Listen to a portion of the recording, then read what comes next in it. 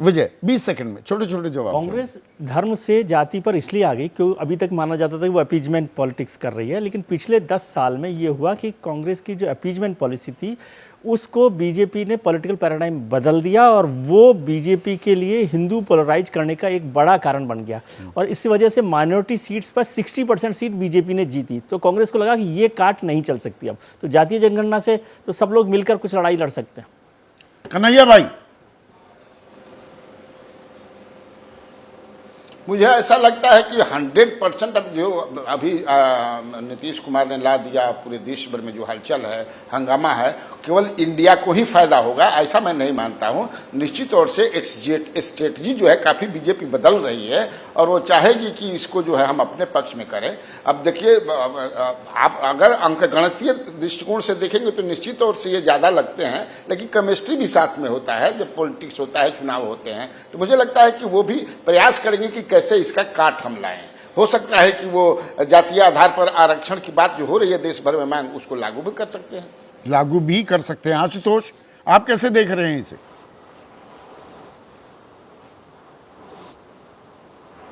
देखिए, इसमें एक बात तो बिल्कुल स्पष्ट है कि भारतीय जनता पार्टी में इस बात को लेकर बेचैनी है, वो इसकी काट की तलाश कर रहे हैं और हो सकता है कुछ करने की कोशिश भी करें। लेकिन एक बात हमें सोचना पड़ेगा कि भारतीय जनता पार्टी का जो वोट प्रतिशत है वो अभी भी अखिल भारतीय स्तर पर 37 पॉइंट समथिंग है। अगर उसमें 2-3% की भी अगर कमी आ जाएगी और जिसकी संभावना इस कास्ट सेंसस के अंदर है, अगर जमीन तक लेके जाएंगे तो बीजेपी की स्थिति निश्चित तौर पर कमजोर होगी। कभी भी एक तरफा वोट इधर उधर शिफ्ट नहीं होता है, कुछ वोट होता है जो शिफ्ट होता है, लेकिन इस तरीके की घटनाक्रम को लेके 2-3% की भी अगर कमी होगी तो बीजेपी को दिक्कत होगी। और ये परसेंटेजेस के तो माहिर आप हैं यशवंत, ये परसेंटेजेस का खेल कैसे अनफोल्ड करेगा? इसमें धर्म बनाम जाति आमने सामने खड़ी होती दिखती हैं तो, और दिख रही हैं। बिल्कुल, ये बहुत बिल्कुल इंटरेस्टिंग बहुत होगा देखना, नापना। ये मंडल कमंडल दोनों तरीके से, मंडल तो मंडल 2.0 कहा जा रहा है, कमंडल तो वैसे ही चल रहा है जो है। लेकिन मेरा एक बहुत गंभीरता से एक प्रश्न भी है और वैसे भी सोचने के लिए विचार भी है। हम सामाजिक न्याय की लड़ाई केवल हम सोचते हैं राजनीतिक नारों, चुनावी वादों, जुमलों और चुनावी तरीके से ही लड़ी जाती है, लेकिन सामाजिक न्याय की असली लड़ाई, चाहे आप गांधी जी के समय से देख लें, वो जमीन के ऊपर गैर राजनीतिक तरीके से जो लोग काम कर रहे हैं या राजनीतिक तरीके से ऊपर जमीनी जो काम कर रहे हैं, उनके लिए ज्यादा इंपॉर्टेंट और ज्यादा इफेक्टिव होती है। अब मैं ये गलत नहीं सोचता हूं अगर मैं कहूं कि पिछले 75 सालों में अगर जमीन पे सामाजिक न्याय की लड़ाई अगर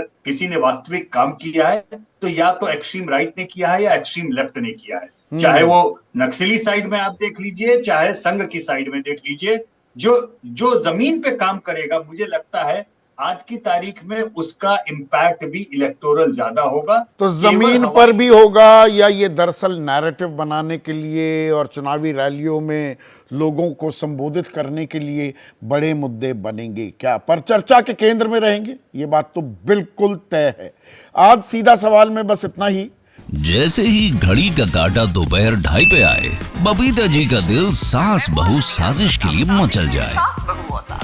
और ये है इनकी बहू, पूरे दिन ऑफिस की टेंशन हो जाए गॉन जब ये करें अपना फेवरेट शो फ्री टाइम पे ऑन। इनकी तरह आप भी देखिए अपना फेवरेट शो अपने टाइम पर और डाउनलोड कीजिए एबीपी लाइव ऐप अपने स्मार्ट टीवी पर।